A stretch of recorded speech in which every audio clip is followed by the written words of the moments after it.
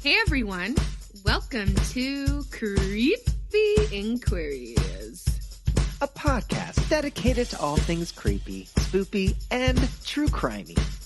With your hosts, Mitch, Kevin, and Edie, your friendly neighborhood queers.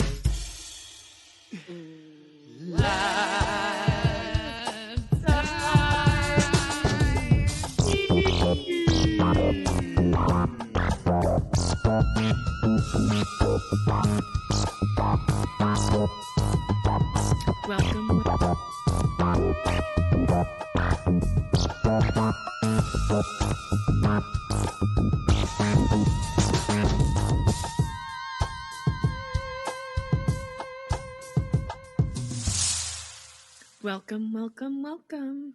We've done that 101 times. Yes, we have. We?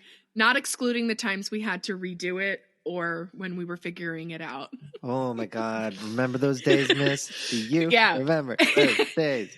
Listeners, the first 20 episodes or so, we would do the intro 3 or 4 times. I don't even wanna talk about celebrities who would be 101. You don't wanna? Comic book author Stanley. I don't even wanna. Oh, I don't even wanna. Poor Stanley. The party's over. Yeah.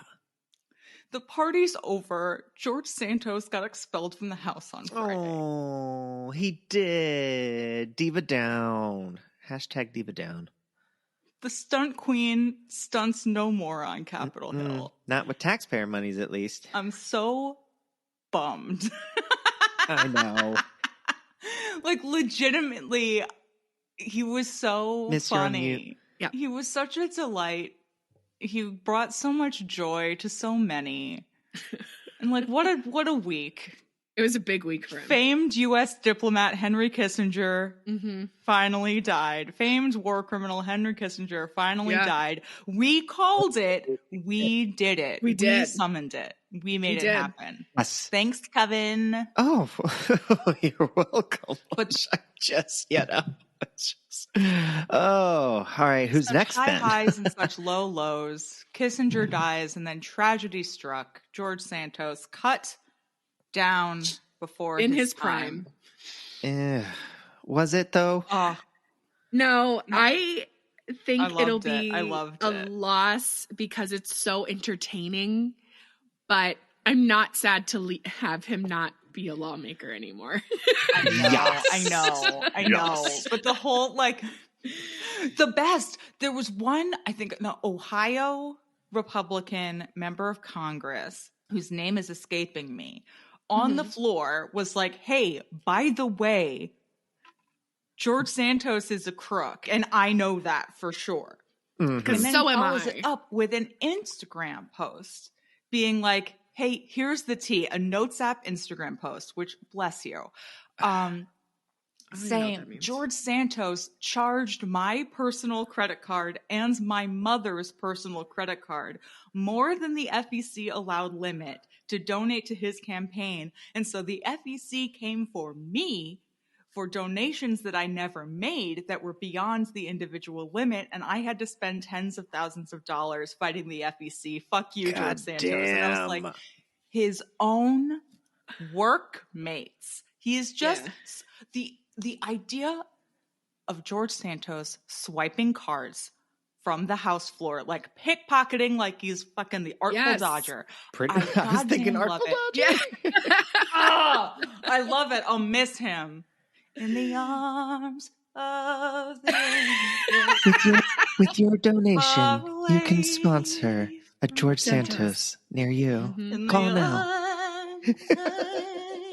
It's just, he could have gotten away with so much more if he wasn't so loud and messy about it. Could he though? Eventually, all of this shit was going to be brought to light. I guess it was too low hanging of fruit of a grift for him to have gotten any cover. I mean, but he's just Donald not Trump smart has been doing it out in the open for 50 years. I know, but George Santos is not a Donald Trump. No, he's not the same. He's not the same. Not When he says comparable. it's a witch hunt, it doesn't feel. No. It doesn't give you that same feeling. No, we're coming for you because you openly did all of these very obvious things. Ugh. Anyway, 101, Betty White, Judy Garland, Charles Schultz, Christopher Lee. That's Doris Day. a really good list. Legends. Boop, boop, boop. And none of it matters. Not in this matters world. because Not in George this Not this week. post-Santos gone. world. And Edie, this can only describe, I'm sure, how your week has been.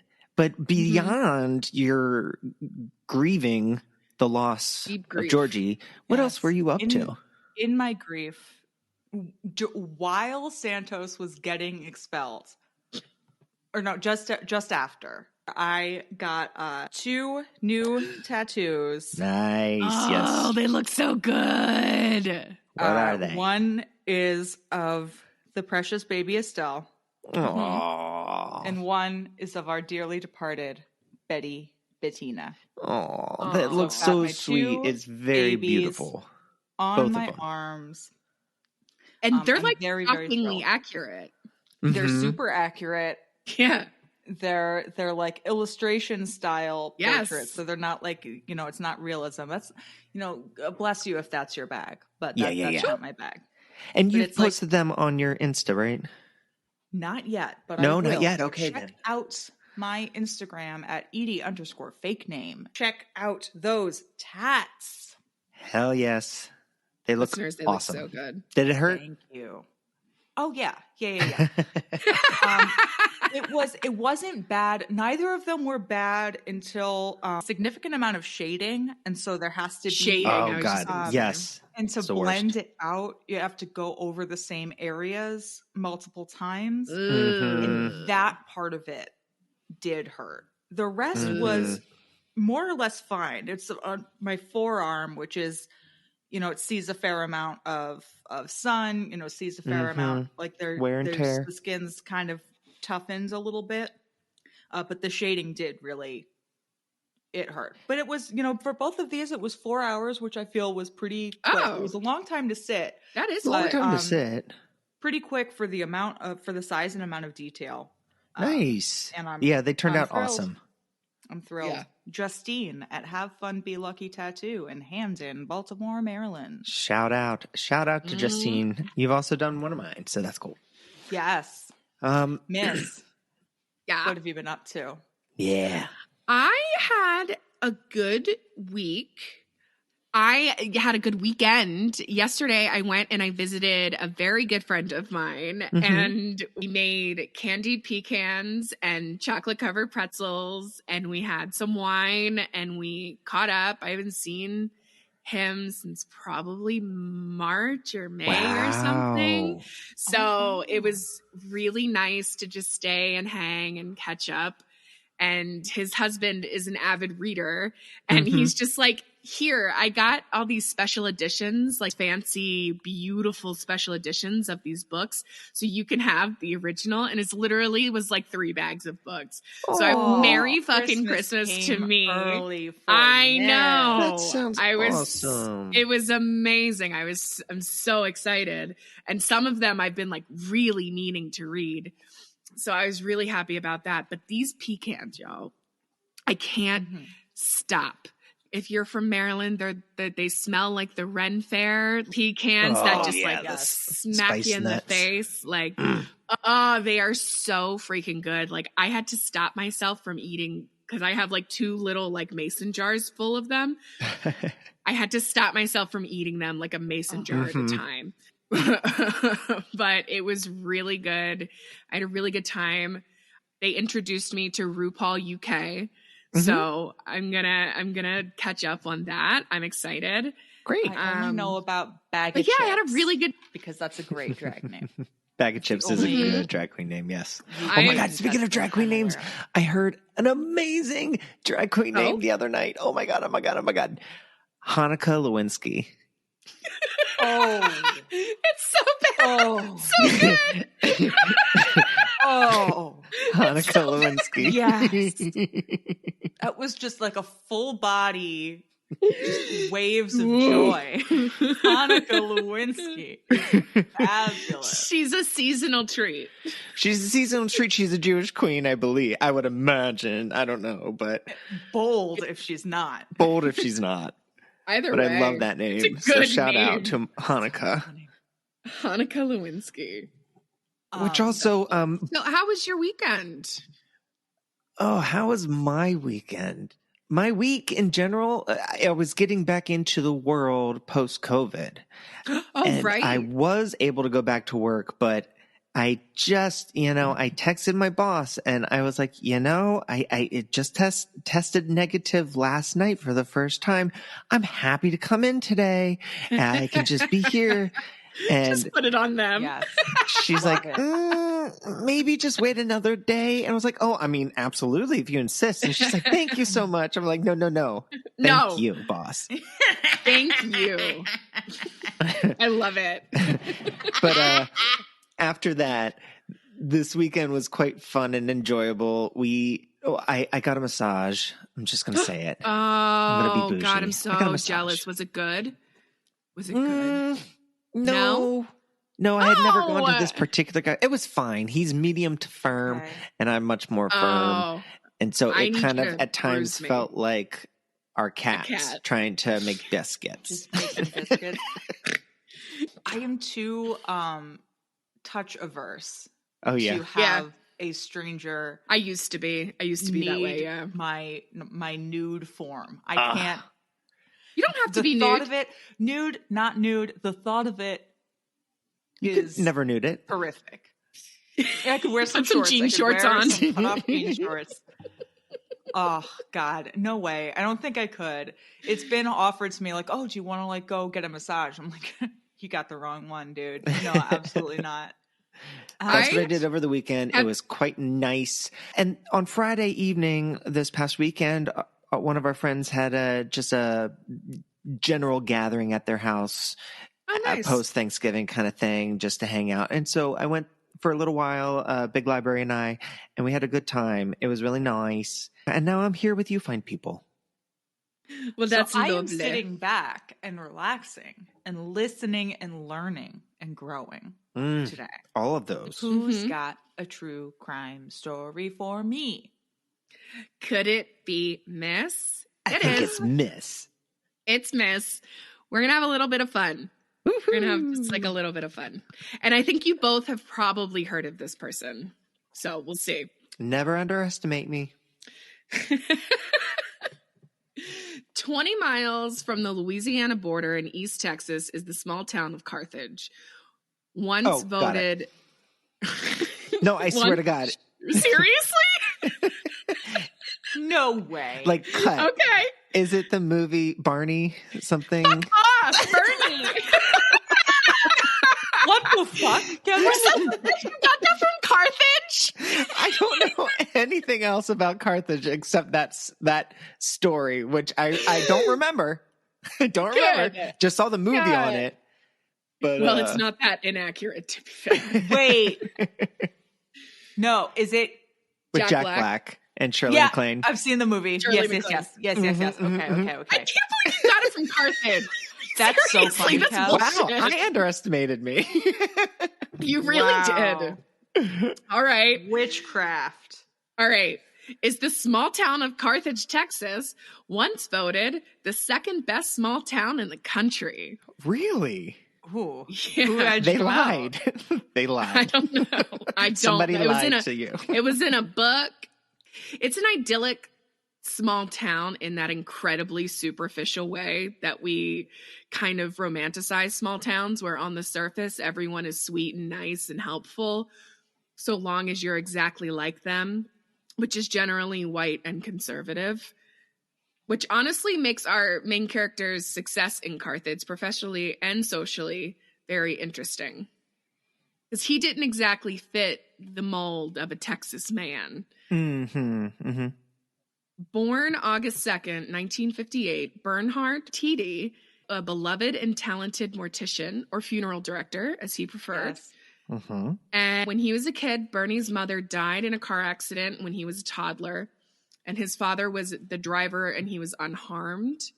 He never forgave himself, and he got a little bit of a drinking problem. He married another woman and had a daughter, so Bernie's half-sister. Unfortunately, he died when Bernie was 15. And around that time, in high school or slightly after high school, sources vary, Bernie got a job at a funeral home and showed particular talent for doing the makeup and hair of the deceased to make it look realistic.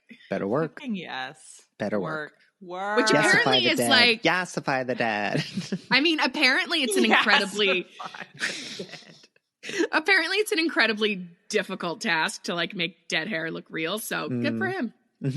And like... especially eyeballs skin gone, brain gone. Like skin is already decaying. Well, just what Bruce Willis did in Death Becomes Her. Just use paint. Yes. And he later ended up liking it so much that he got his associate's degree in mortuary science. In 1985, Bernie was 27 and accepted a job as an assistant funeral director at Hawthorne Funeral Home in Carthage, Texas, and the town got to experience Bernie in all his glory.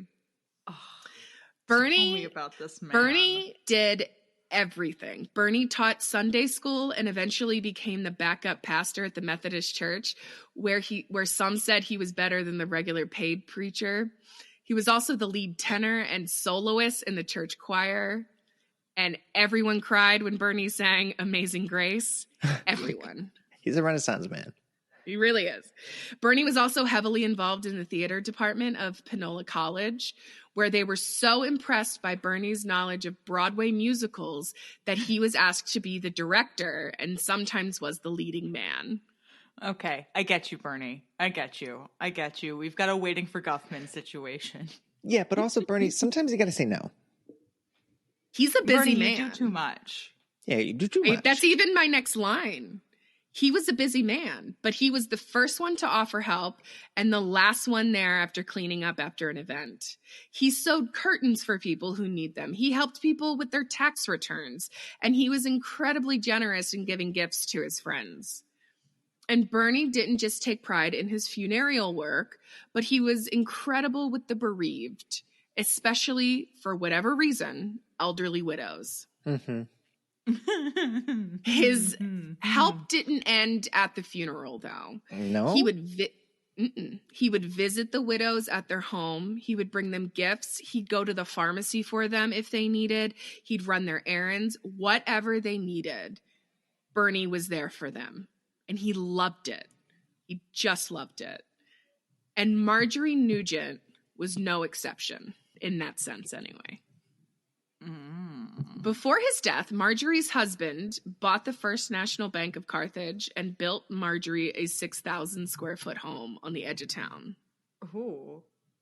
Marjorie had a sister in town that she hadn't spoken to in more than 10 years after a dispute over their mother's estate.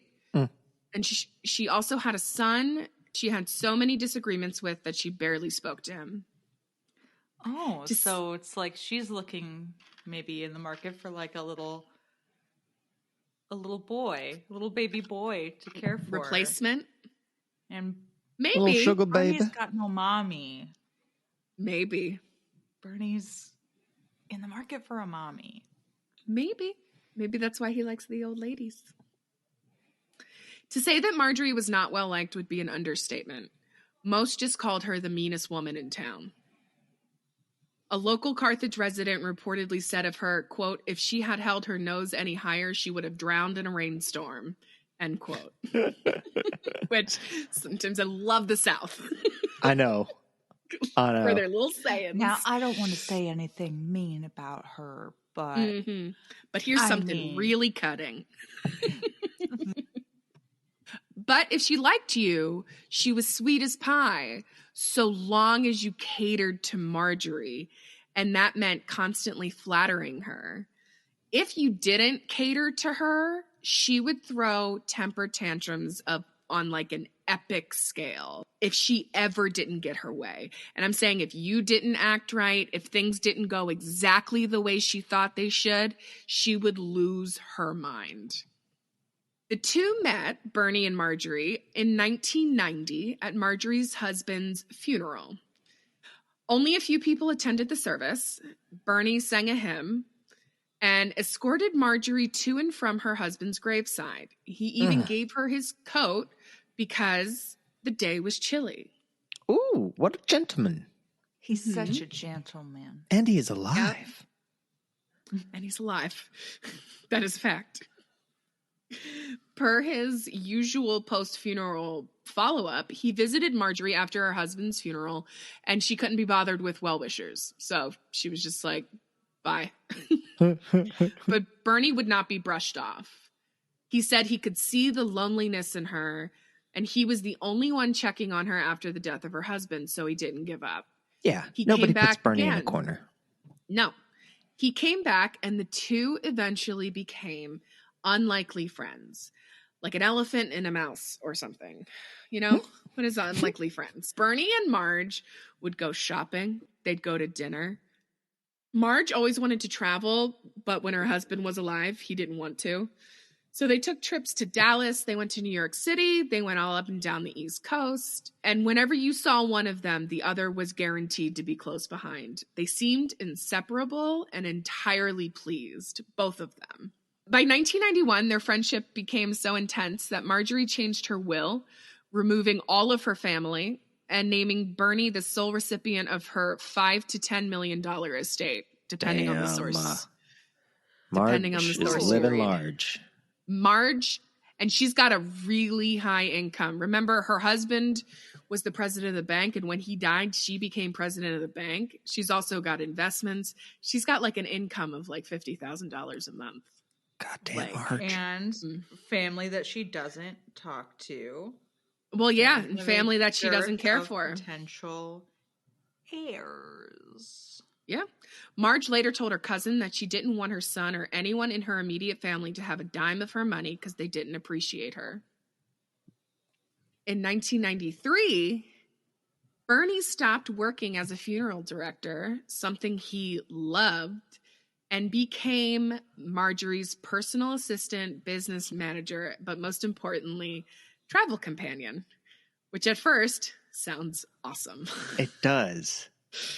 I get paid to be someone's vacation buddy. But also Marjorie's a huge fucking bitch. So well, not to him. Not to not him, to but Bernie. to everybody else. Yeah.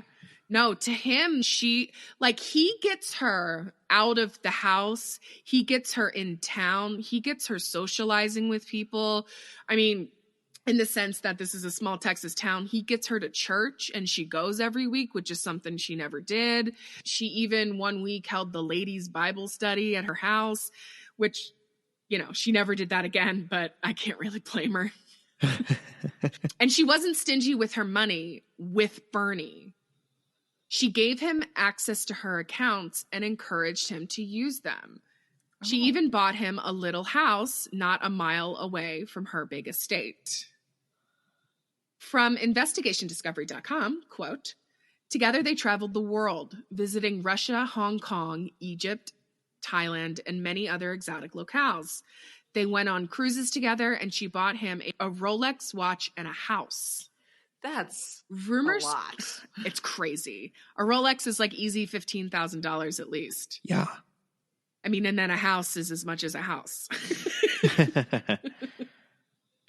Rumors started around town that the 30-something and the octogenarian were having a romantic affair because one time they were seen holding hands in town.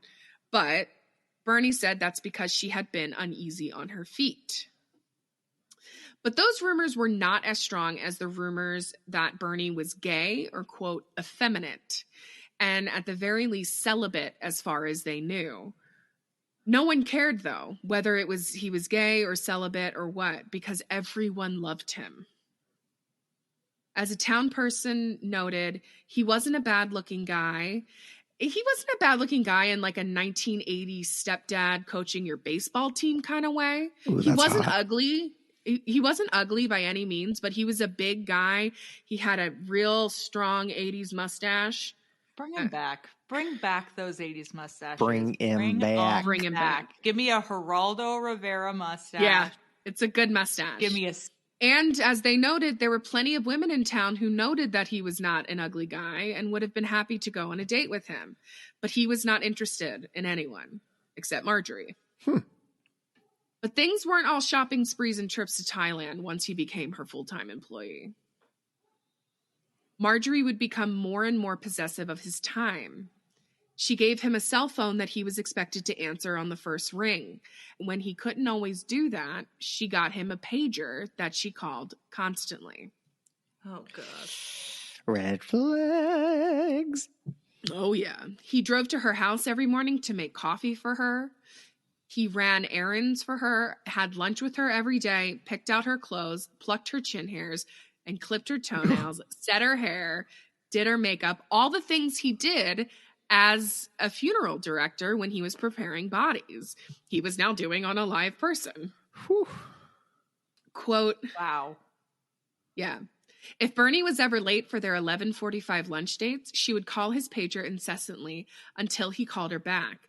If Bernie was spending time with someone else, he would have to repeatedly check in with Marge by phone, about which he said, quote, if I don't call her, she will give me living hell, end quote. As the years passed, Marjorie became more and more possessive, expecting 24-hour obedience, paging Bernie constantly. Even though they were living in separate homes, they still had to go over. He was still there multiple times a day, and he felt trapped as her full-time caregiver, and he could never figure out a way to get out of it. I bet he'll When figure something out. Oh, he might. I don't know. When his sister asked why he didn't quit, he said, quote, because I'm her only friend. I have to stay because I'm the only one she has. End quote. Listen, people, I'm just going to take a minute here. You are not responsible for anyone but yourself. Amen. If you are there for someone who treats you well and is there for you, and you have a sense of camaraderie or obligation, that is different than feeling like another person is dependent on you for their survival, because that is never true. Mm-hmm. Absolutely. And I have someone in my life with a very demanding and selfish friend who gives nothing back to the friendship. Yep. And that person, when I'm like, you don't have to be friends with Don't. her. She's Right. not really a friend. She's just, She's you know, not. and she's mean to you about it all. The response that I get is, but I'm the only one she has. Yeah. And that's not okay. Mm-hmm. It's not, that's not It's your not a good answer. responsibility. And it's not. Sometimes you have to let somebody break it off. Yeah. face the world. Yep.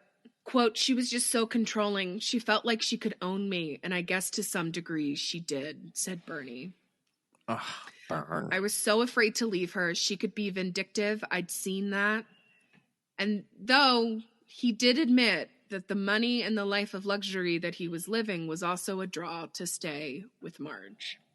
I mean, sure. Sure. Yeah. In 1995, Bernie told his sister that he thought Marge was developing dementia. She had recently fired her gardener because the flowers didn't bloom on time. She bought a .22 rifle to shoot armadillos, which, like, the portrayal in the movie anyway is that it didn't work. I don't know about real life. I don't know about real life. Listeners, if you have any experience shooting armadillos, get at you, girl. at gmail.com. She would supervise from the porch as Bernie unwillingly shot the armadillos in the yard and berating him the entire time when he couldn't kill them. By Thanksgiving 1996, Bernie seemed less stressed. He went to see his sister for the holiday and said that Marge had gone to Ohio to visit the one sister she still spoke to. Mm-hmm. He decorated her house for Christmas beautifully while she was gone. And by the spring, people started realizing they hadn't seen Marge in a while. Bernie assured them that she was all right. She was laid up in bed with an illness and wasn't accepting any visitors. I mean, why would they doubt him, though? Why would they? Why would they doubt him? Everybody loves Bernie. Everybody He's so helpful. He's so kind. Loves Bernie and loves his dedication to Marge, even if some of them question it. Mm-hmm. In late spring, her health took a decline for the worst, and Bernie told those who asked that she was recuperating in a nursing home outside of town from a stroke. He also told her stockbroker that she had Alzheimer's and was possibly losing her mind. It's a little different stories going on. A little bit. Meanwhile, a maid was still coming to clean Marjorie's home. Her grass was getting cut. And honestly, no one really questioned anything. No one questioned Bernie when he said she was in the hospital. Nobody questioned anything about it. And Bernie at this time also started going a little Robin Hood with his access to Marjorie's money. He'd lend money. He'd lend cash to people who needed it. He ended up buying 8 cars for people who needed them. He gave scholarships. He donated thousands to the church and to theater departments. He also would buy dying businesses and try and keep them alive. But by July of 1997, a concerned anonymous citizen, I'm guessing it was her cousin because that was the only person in town, her family. That was her family that she spoke to, but who knows, said that she was worried about Marjorie and no one in town had seen her when she asked. Which, remember, that wouldn't have been weird before she met Bernie. But now, since Bernie, she's been where out in one the house. is, Right. where one is, the other follows.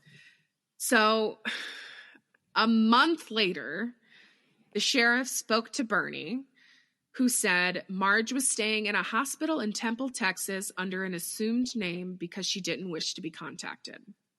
Oh, convenient. A little bit.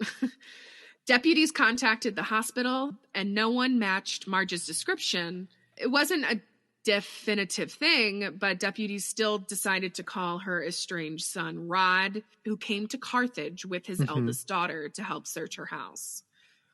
Once the sheriff gained entry into the house, they searched every room, all 6,000 square feet, and they were about to give up when the daughter realized that the deep freezer was taped shut. And she's like, that's weird. She told a deputy that it was taped shut, and he looked inside, and under some frozen food was the body of Marjorie Nugent. Oh. Marge. She had been there for 9 months. Oh, that's such a long time. The only question now is, where the fuck is Bernie? Bernie was at a local restaurant with his little league team and their families, buying them pizza. I know. Oh my God, Bernie. I know. He wasn't arrested or put in handcuffs on the spot or anything like that, but they said forcefully that he had to go with them, and so he did. He seemed surprised that police wanted to speak with him about anything, but he went with them after paying for the meal, of course, with not his money, of course. Of course. When in the interrogation room, Bernie couldn't keep his cool for a second. He became increasingly nervous, but he waived his right to an attorney multiple times, and including Don't do it, Bernie. That's people-pleasing behavior. It really is. Don't do it. It is. He waived his right to attorney multiple times, including in his written confession. Ugh, and when asked if he killed Marjorie, he said yes. When asked why, he said Marjorie had become very hateful and very possessive. Unfortunately, he also told police that he imagined hitting Marge in the head with a baseball bat for months before he killed her. Oh, no, don't say that. I know. No. That's the worst part, honestly. No, don't say that. But he could never do it. He couldn't actually imagine hurting her. But on November 19th, 1996, he and Marge were getting ready to leave the house when he saw the gun Marge made him use to kill the armadillos. And in what he would later claim was a dissociative state, he shot Marjorie 4 times with the .22 rifle in the back. He shot her once in the back, and he noticed she fell forward on her face, and he noticed she was still breathing heavily, so he shot her 3 more times. Oof. After he had cleaned up and put her in the freezer with a, quote, Land's End sheet, Land's End brand Only sheet. the finest. That is written Got it in from his the confession. catalog. Actually, he almost said that. He was obsessed with buying things from catalogs. He was, quote, Oh my God. known to be a shopaholic, or as his sister called it, what did she call it? A buyaholic. A buyaholic. Yeah. After he cleaned up the mess, he wrapped Marjorie in the sheet, put her in the deep freezer, and then he went to the dress rehearsal for Guys and Dolls at the college and bought the cast pizza using Marjorie's credit card. Oh my God. And now here comes DA Danny Buck. All right, Danny Buck. Rain on our parade. We were having so much fun. There's a lot to say about Danny Buck, and he's the DA in a small Texas town, and he's what you think. But he was actually mostly upset that everyone in town was so worried about poor Bernie. They were raising money. Love that. I know. They were the little old ladies were raising money to try and get him on bond, and they were so close to raising it that he petitioned the court to raise the bond, and they agreed. What? And yeah. Okay, no, I hate that. I hate that. Bond was set at amount X. Yeah. Right? So they're getting enough to post bond for amount X. Almost. And then Diego's like, oh, well, I actually didn't want him to be able to do it. Mm-hmm. We want this to be debtor's prison. It was over it was over $1 million in the first place. That's and then it was stupid. Like 2.7. I think. I hate that. Cash bond. You're gonna sucks. hate more. Everyone was praying for him at church, visiting him in jail, bringing him baked goods, but absolutely no one was really talking about the poor murdered old lady. She was a bitch. Danny Buck would tell anyone who listened that Bernie was a con man and an accomplished actor who duped a really nice, trusting town. He told everybody that Bernie was evil, which is standard. Yes, Bernie's an incredible actor. Have you seen him in Guys and Dolls? Guys and Dolls? Jesus. The IRS also came for Bernie. In the 9 months Marjorie was in the freezer, he had spent more than $2 million. What? Uh-huh. Including like planes and cars and just giving out money and doing all kinds of things. Anyway, Danny Buck knew he'd have a problem. Say planes? Did you say planes? Like a plane. Yeah, like he had two planes. Like an airplane. Like, like a 2-seater, but yeah, like an airplane. That's an airplane. It's an airplane. It goes in the air. It flies. Wow. Mm-hmm. Danny Buck knew he'd have a problem with an impartial jury in Carthage but he was able to successfully move the trial to more than 60 miles away. Now, Kevin, I have a question for you. Okay. If we have a confession, why are we having a trial? Oh. I mean, would he be charged with other crimes, though, too, that would still need to be litigated? Could be. It could also be that he's charged with homicide and they could be deciding the degree of homicide. And it could also be that despite his confession, he pled not guilty. Yep. Which is what happened. How does that often there's confessions often confessions and then you plead not guilty anyway. And the argument is that coerced. Your confession was coerced, or you were lying to the police at that time because you just wanted to get promised out something. of the room, or you were promised something, et cetera, et cetera. And, it is far from outside the realm of possibility for confessions to be coerced. Uh-huh. Oh, God, no. Even now. But yeah, I just wanted Kevin as the non-legal person to have you be the audience. That's all. But yeah, he pled not guilty. And so there was a trial. And Bernie was convicted thanks to the second part of his confession. He was convicted of first-degree murder and sentenced to 50 years. And the reason it was first-degree murder is because he told police he had been thinking about hitting her with a baseball bat for months before he killed her. Mm-hmm. Yeah, that sucks for him. Premeditation. That's a bad fact. Yeah, It's a bad fact. That's a bad fact. Bad fact. Because, the argument could be, she was fucking screaming at me. And the shots in the back, also not great. Not bad fact. But the multiple shots in the back. she was screaming at me. I couldn't take it anymore. I just fucking snapped. Yada yada yada. That's essentially it. That would be that's the argument for second-degree murder. That is exactly what they tried for. You know, sorry, Bernie. Those facts are tough to get around. Yeah. On appeal, the first-degree conviction was upheld because of what we just talked about, the premeditation. Bernie was, of course, a model prisoner. Of course. He sang in the prison choir and spent all of his time in the prison craft room. I in a love Texas that for prison. Bernie. In a Texas prison, there's a craft room. I want him to thrive in prison. I want him to live his best life.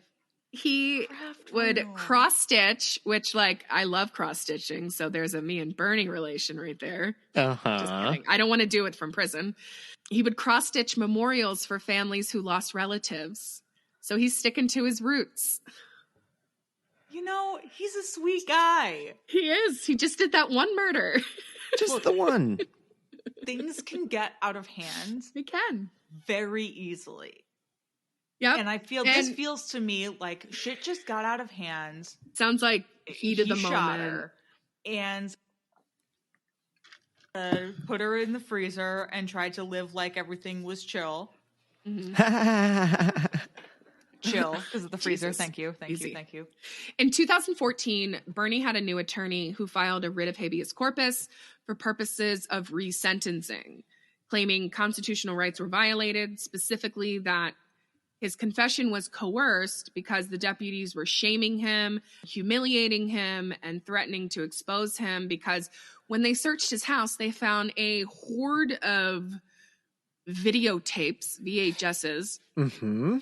Some of them had homemade videos on them of Bernie having some relations with some married men in town. Yep. But that's very Bernard. useful, and I think for federal, it is, especially at this time, habeas corpus, in this state. Yes. And I don't do federal habeas corpus practice, but that's your last stop. It is. That is your appeals are exhausted. That's the last possible thing that you can do. Yep. He claimed that Marge was abusive and controlling, which put him in a similar state of mind to when he was a child and he was sexually abused by an uncle. He argued that he repressed and compartmentalized the memories of the trauma, and when Marjorie turned nasty, it put him into a dissociative state, and he was in that state when he committed the murder. Now, writs of this, it's a good argument. Writs of this type are not readily granted.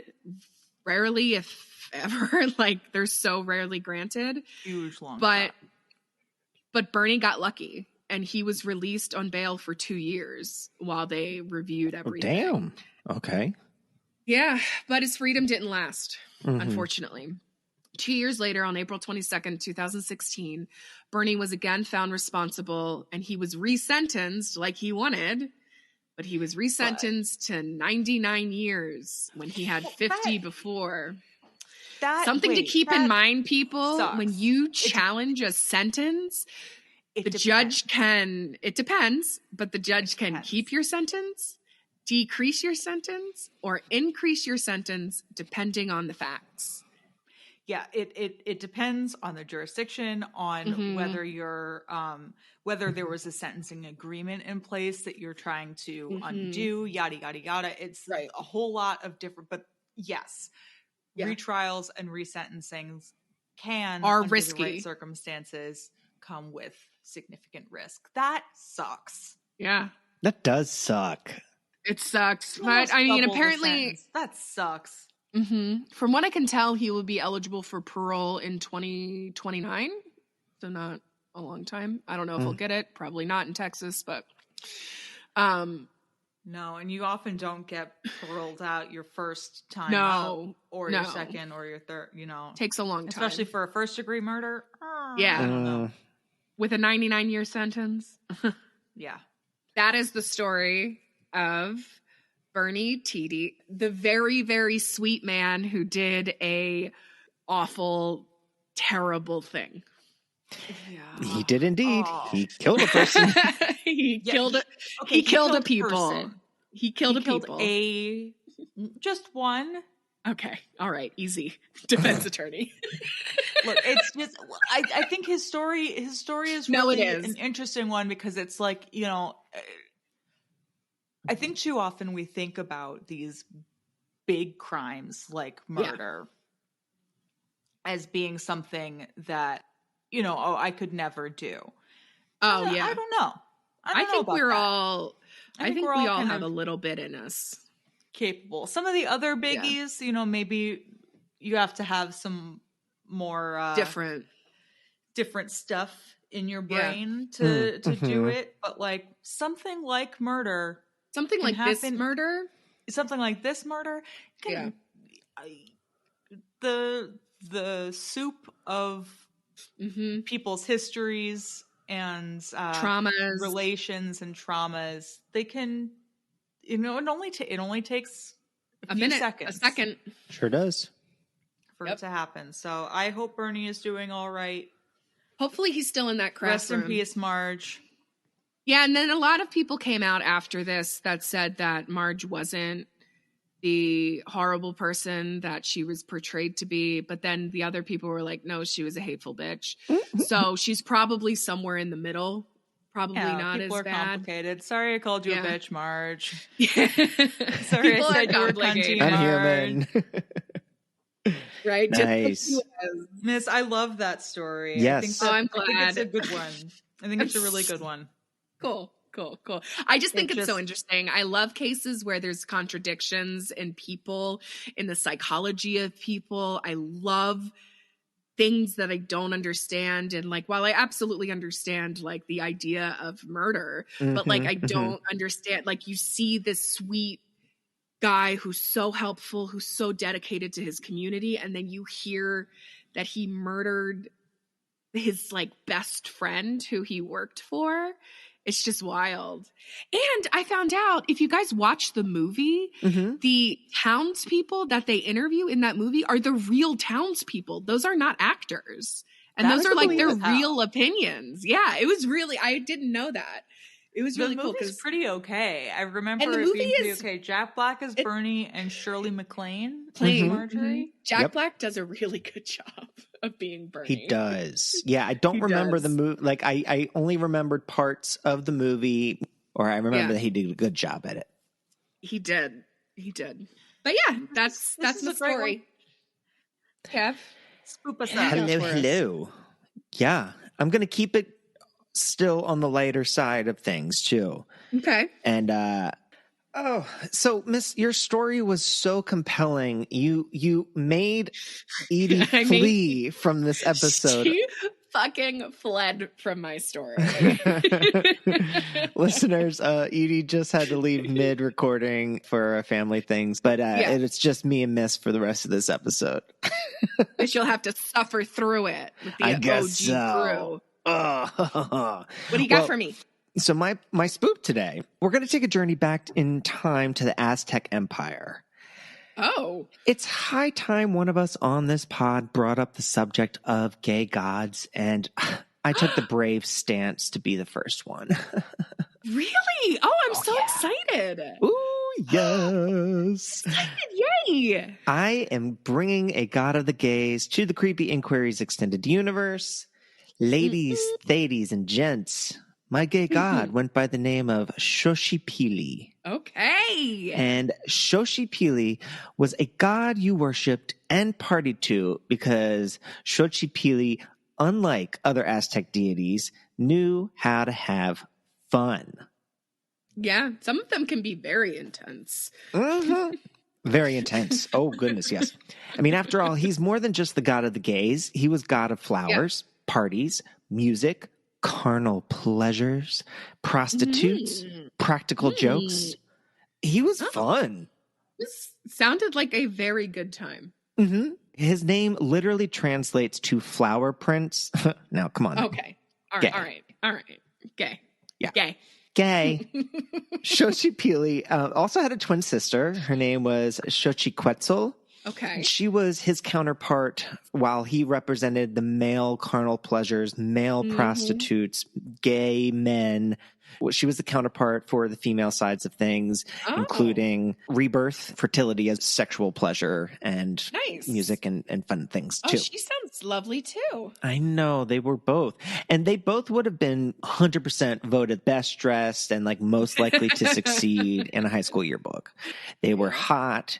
They were popular. All the other gods wanted to get with them. So not us in high school. Not us. Not us.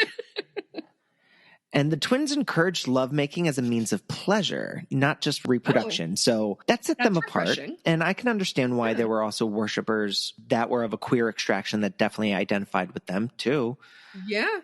It's unclear how people who we know of as LGBTQ today would have fit into pre-Columbian Mesoamerica. Yeah. There are like morsels of archaeological information out there, but there's not enough. We really just have written testaments about life after the Spanish invaded and forced Christianity onto them. Right. So we'll most likely never know the truth or to the extent how queer people lived in those cultures. But we do know that Xōchipilli was a god for the gays and for male prostitutes. I love that. Many of his worshippers were male prostitutes and gay men who were seeking out his strength for healing and for healthy relationships, as well as the pleasures of the world. Hell yeah. Give me a little hedonism on top of it. All of that. I mean, not just a little bit. There was a great deal of male prostitution occurring during those kinds of ceremonies to honor him. All right. Putting on a show. Since Xōchipilli's celebrations were often focused on human pleasure through sex and drugs like hallucinogenic mushrooms and alcohol made from agave, prostitutes were feeling right at home in those celebrations. So they set up shop too, and they were having a good time. Everyone's having a good time. The worship of Xōchipilli was deeply intertwined with concepts of love and fertility. As the god of love, Xōchipilli was often invoked to seek blessings in romantic relationships and marriages, and not just for the hedonist sides of ourselves. Fine. He was believed to bring abundance and prosperity to those who honored him through different offerings and devotions. And part of that can still be seen today in the practice of this game, one of the oldest known games in the Americas, which I'll talk about in a little bit too. Fun. He was also prayed to for not just fertility of the body, but fertility of agriculture. Oh, okay. He was the flower prince after all, so he was believed to bestow blessings upon crops and ensure a bountiful harvest. To zoom out even further, the debate between what made Aztec society, quote, Aztec, has also raged for centuries. There is no one definition for an Aztec human being. Oh, okay. For purposes of today, Aztecs were a Mesoamerican culture of different ethnic groups that flourished in central Mexico in around 1300 to 1521. The term Aztecs have stretched and waned to encompass different people throughout the centuries, so we shouldn't think that it was a monolith and all villages had the same kinds of thoughts, especially when it comes to like queer people. No, that's a very good point. Yeah. It's usually very localized. Just like in the last story, because even though you'd think of the South, Texas especially, as not a very open place in the 90s, they were very open to Bernie because everyone loved him. Everyone loved him. For Xōchipilli, his origin story is pretty interesting. So what was common with many other indigenous Mesoamerican civilizations at the time, the Aztecs put great ritual emphasis on times of year. They love their calendars. They were planners. They scheduled festivals, government ceremonies, even wars around key transition dates in their calendar. Hold on. We're going to go to war. Does March work for you? No, I'm all booked up. What about in the following business week? No, I've got another thing. But we have to meet before FY24. Okay. All right, fine. Let's do the second week. I can move my schedule around. All right, fine. They love their calendars. Public ritual practices could involve food, storytelling, dancing, gambling, all the way up to human sacrifice. It ran the gamut. All were a manner of payment to these deities for the continuation of society, of their life. Yeah. More or less, the supreme Aztec god was a binary god. Its name was mawmaw, that comprised of a god and a goddess combined. They were god and goddess of creation, and together they were known as mawmaw. Oh, okay. Right. And below that was a larger pantheon of lesser gods, and Xōchipilli is part of that pantheon. Okay. In Aztec society, priests and more educated upper classes held more of a monistic view, while the popular religion for the uneducated parts of the society tended to embrace the polytheistic and mythological aspects of things. To make the briefest of generalizations on Aztec creation stories, basically, the gods have destroyed and remade creation 5 times. We are currently in the 5th sun. We could use a different one. We could. We're not doing great. Come on for the 6th sun. Yeah, we got to check the calendar. So this is called the Legend of the Suns, and it describes the creation of 4 successive suns or periods, each ruled by a different deity and inhabited by a different group of beings. Each period ends in a cataclysmic destruction that sets the stage for the next period to begin. The current sun, the 5th, was created when a minor deity sacrificed himself on a bonfire. That turned into the sun. But in order for the sun to start moving, the other deities needed to sacrifice themselves and offer their life force for it to begin.